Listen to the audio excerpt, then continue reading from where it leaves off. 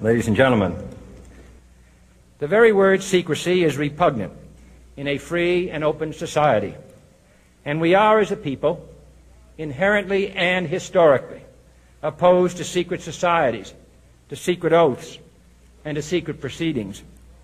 We decided long ago that the dangers of excessive and unwarranted concealment of pertinent facts far outweighed the dangers which are cited to justify it.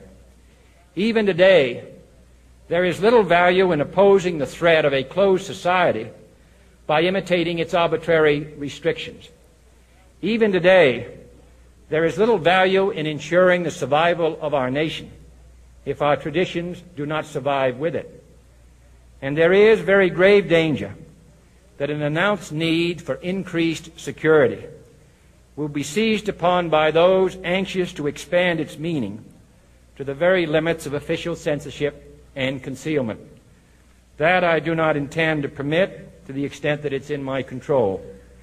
And no official of my administration, whether his rank is high or low, civilian or military, should interpret my words here tonight as an excuse to censor the news, to stifle dissent, to cover up our mistakes, or to withhold from the press and the public the facts they deserve to know.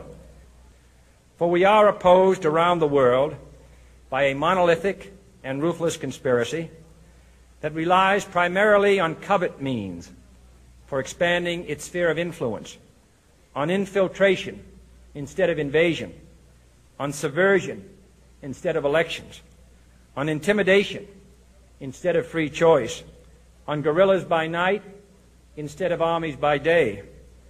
It is a system which has conscripted vast human and material resources into the building of a tightly knit, highly efficient machine that combines military, diplomatic, intelligence, economic, scientific, and political operations. Its preparations are concealed, not published. Its mistakes are buried, not headlined. Its dissenters are silenced, not praised. No expenditure is questioned, no rumor is printed, no secret is revealed.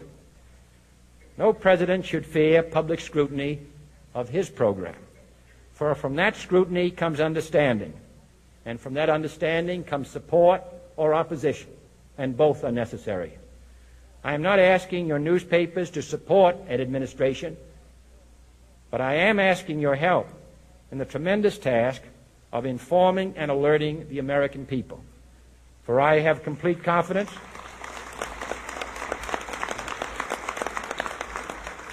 in the response and dedication of our citizens whenever they are fully informed. I not only could not stifle controversy among your readers, I welcome it. This administration intends to be candid about its errors. For as a wise man once said, an error doesn't become a mistake until you refuse to correct it. We intend to accept full responsibility for our errors, and we expect you to point them out when we miss them. Without debate, without criticism, no administration and no country can succeed, and no republic can survive. That is why the Athenian lawmaker Solon decreed it a crime for any citizen to shrink from controversy.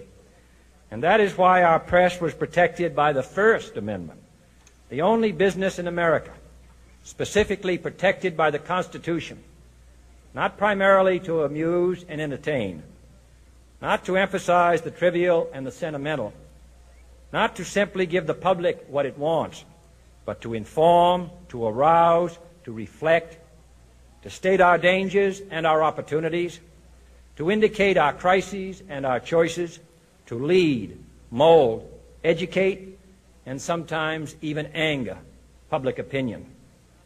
This means greater coverage and analysis of international news, for it is no longer far away and foreign, but close at hand and local. It means greater attention to improved understanding of the news, as well as improved transmission.